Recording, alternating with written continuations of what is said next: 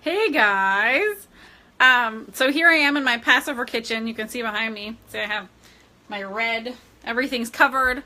For those of you who don't know about Passover, it's the time of the year when Jews go the most crazy. I mean, I guess that's arguable.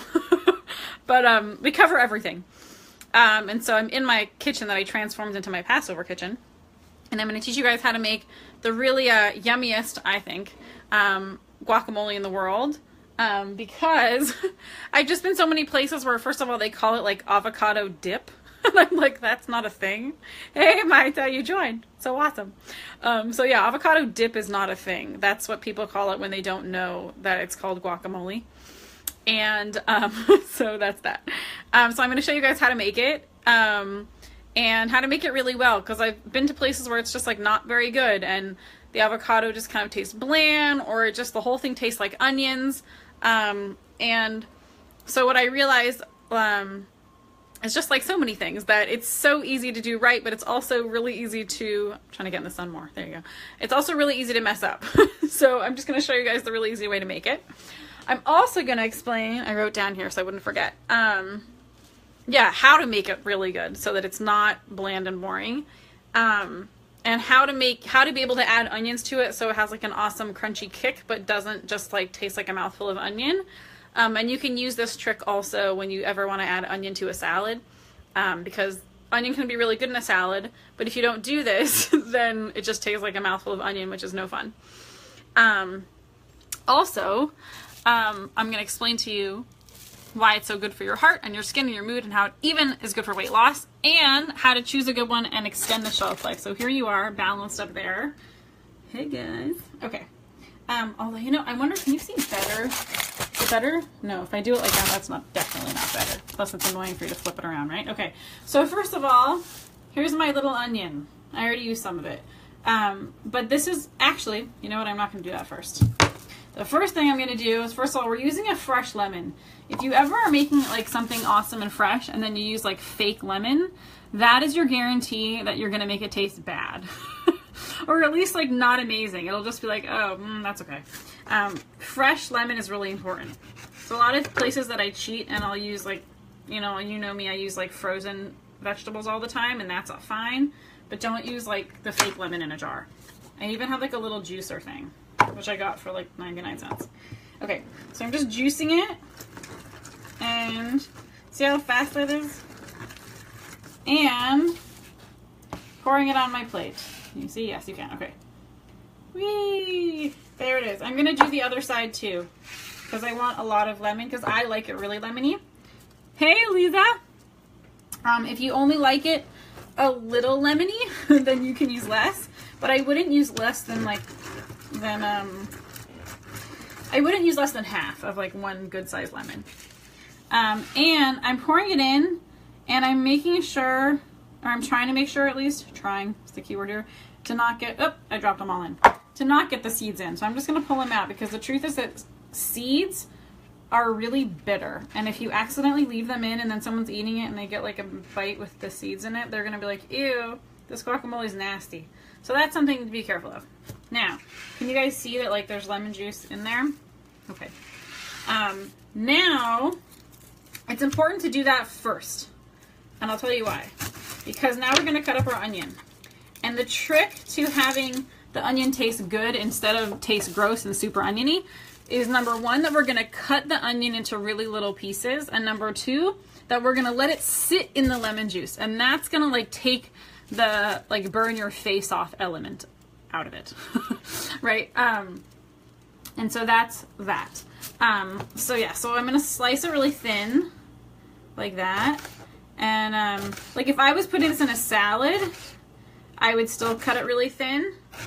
And because that prevents it from being like way too strong. And if it was a really, like right now, this onion's not super strong. Can you see, like I'm not even crying? Hey, Sarah. You know, like sometimes when you cut like an onion and you make one cut and you're like, and you're like crying immediately, then I would for sure soak it in lemon juice, even if it was going in a regular salad. But this one's not even bothering me, probably because I cut it open already yesterday. Okay, so now I'm cutting it. Can you see how small of pieces I'm doing? I'm trying to see if the light's better, if I stand there. Give me a little comment so I know that it's visible for you guys. scooting it back. Because I want it to be really little pieces, because the little pieces and combined with the submerging it in the lemon juice is what just makes it like super awesome instead of like super oniony and too strong. Okay. So again, of course, you know, I'm not like super careful about it, but I am mindful. Now, I'm going to put it in my lemon juice. And, see, right now it's like a pile, but I don't want it to be a pile because I want it all to be like submerged in the lemon juice. Like that. Can you see? Should I tilt you down a little bit? See there? It's all like submerged. Okay. I think the red is so fun in my kitchen, right? My little red spaceship. Okay. Then, I forgot a fork. If your avocados are really perfectly ripe, then you could even use, hey Jenny, hey Tanya. Oh, Tanya, you're on a cruise right now when you're watching, unless you're back. How fun. I feel so special. You're tuning in from your cruise. Okay. You could use a plastic fork, if that's all you have, which is all I have right now because it's Passover and I don't have regular stuff. Hey, Lisa. And if it's really ripe, then it's good enough. If it's like medium ripe and still a little too hard, hey Shayna, Chag Sameach. Thanks. Chag Sameach to you too. So look at these awesome avocados. There's a little bit, it's a little overripe. But I cut it already because I have like 1,000 in my fridge and I wanted to make sure that I got good ones for you guys and wasn't like showing you how to make an awesome one with a bad one. But this is the trick for choosing them. Number one, if you're going to use it that day, like if you're at the store and you want to make avocado right then, like that night, then you can buy them already soft. Other than that, you want it to be like pretty firm so that like when you push it, it won't really give. It'll give only a teeny bit. And then you can leave them out. This is really important. As soon as you see that it's starting to like can you see that when I'm pushing on that? Let me see how I can show you. Boop, that it's giving a little bit, right? So as soon as you see that it starts to give, put it in the fridge. If you do that, then you have like another 4, maybe even 5 days, depending on how early you caught it, that it will last. Like I put these have been in my fridge for maybe 4 days. Look how good they are still, right? If you put them in too early, they won't get ripe and they'll just stay like rock hard. And if you put them in too late, then you only get like 1 day more. It doesn't really help. But that's that. Okay. Now, if you want, you can just scoop it in, but I like to kind of like cut it inside here and then scoop it in just because that was so easy to do and now it's way easier for me to mash up because it's already in small pieces. You know what I'm saying? So that's that. What was I going to tell you guys about? Oh, that it's so good for your heart and your skin and your mood. Okay, there's so many things. Where do I start? I'll start with the beginning. I'll start with why it's good for your skin. Okay, because your skin is the greatest organ of elimination. It's our biggest organ, and it's an organ of elimination, right? So basically, whatever toxins we have inside of our body, if we can't get them out through urine or stool, which is a fancy way of saying poop. Talking about poop in the kitchen. Gross. Then your body has to find other ways to get it out. So that's when you'll get like rashes or you'll get, there's a little bit of funky parts in here. It doesn't really matter. If it's just the minority, it should be fine. But oftentimes like the funky part will just kind of pop off of it. If it's big enough, it'll just come out. Anyways, but then it'll come out your skin. If you have toxins that need to get out, it'll come out your skin.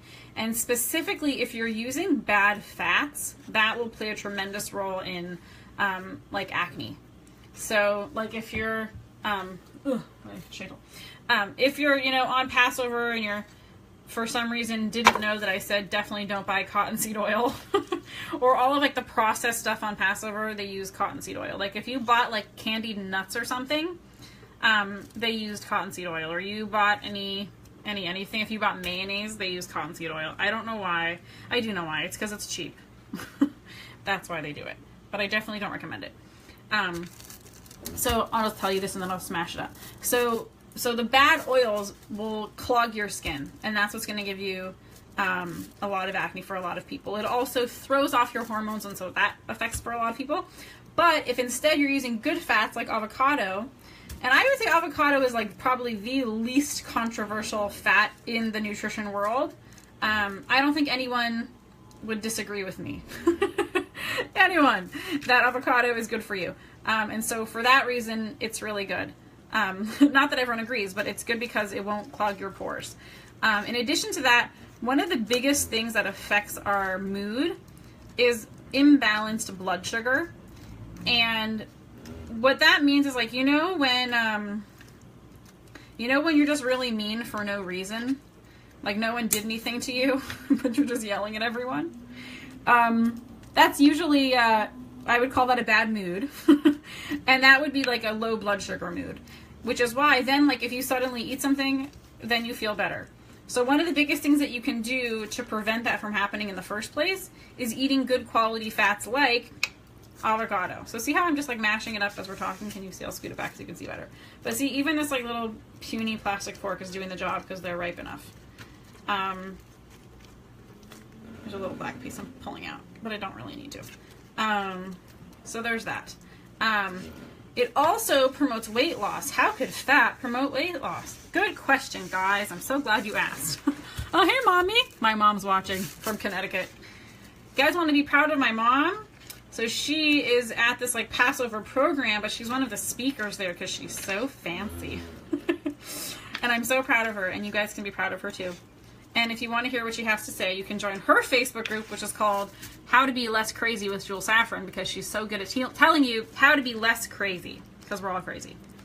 I mean, everyone I know at least. Okay, anyways, so I just mashed it all up. Now I'm mixing in the onions and the lemon juice, like mixing it in really well.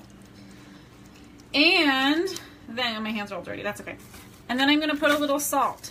The salt is the trick to making avocado good. If you have nothing else but salt, an avocado, add the salt, and then it won't be bland. If you ever have like avocado, hey Mariana, and it's just like blah, like you're like, why is everyone into this? It's because there's not enough salt.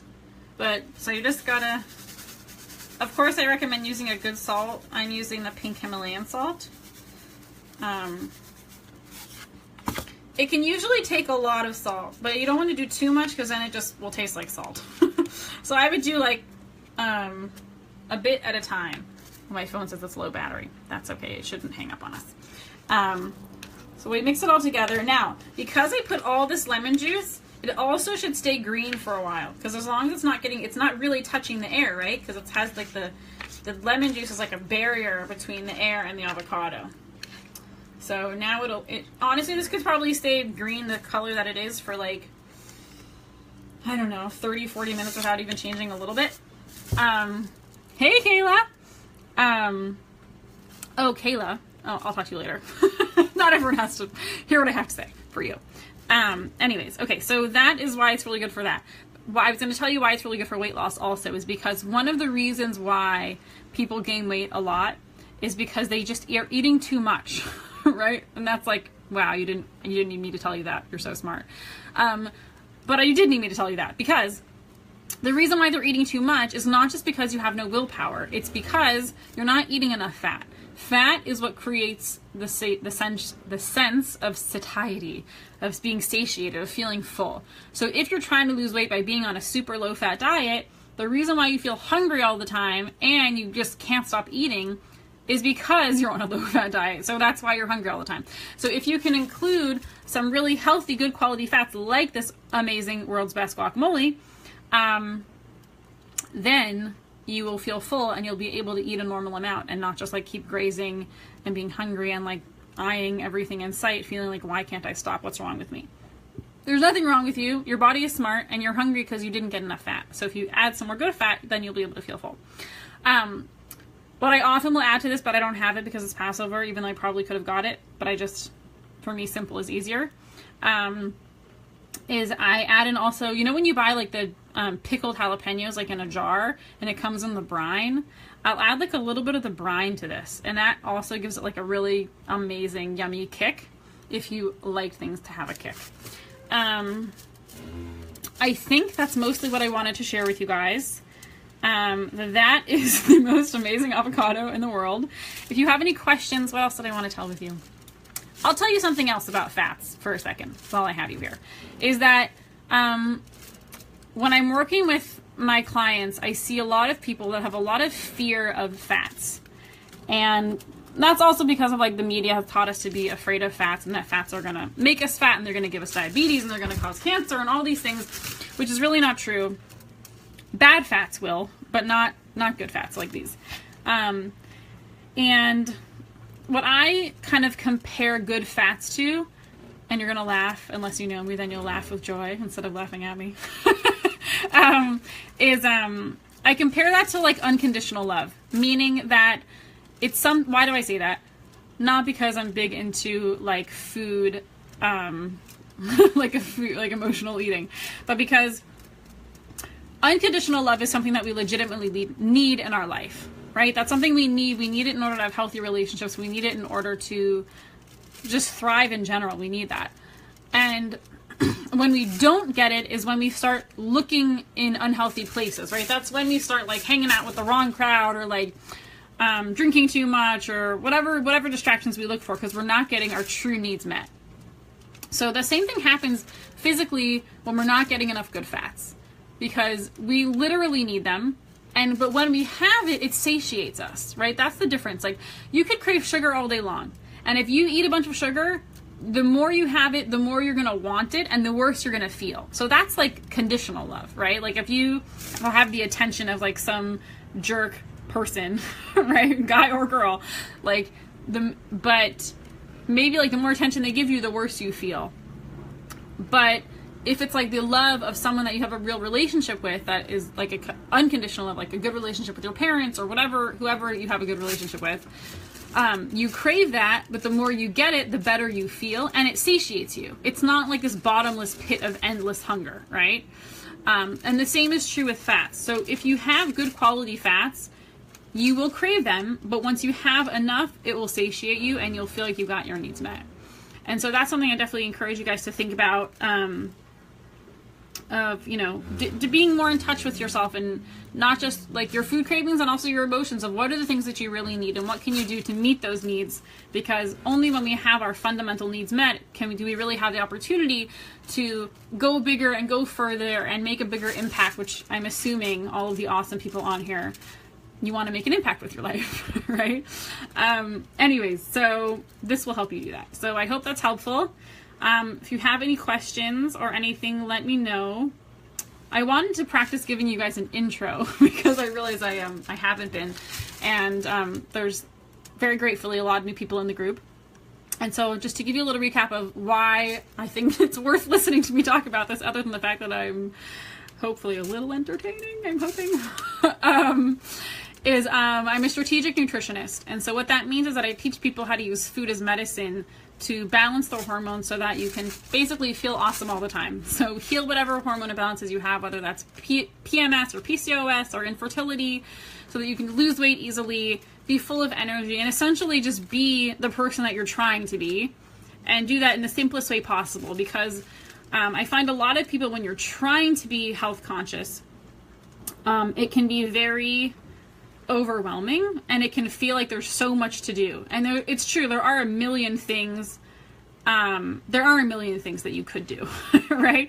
But the whole point of that I do with my clients is to be very strategic about it. So that means that while there's 1,000 things you can do to feel better, I'm going to pinpoint for you what are the 4 biggest players that you... Kayla, you just PM me. Yep, that's awesome. Anyone can PM me. Private message me. That's fine. That's what I want. I want to help everyone feel better.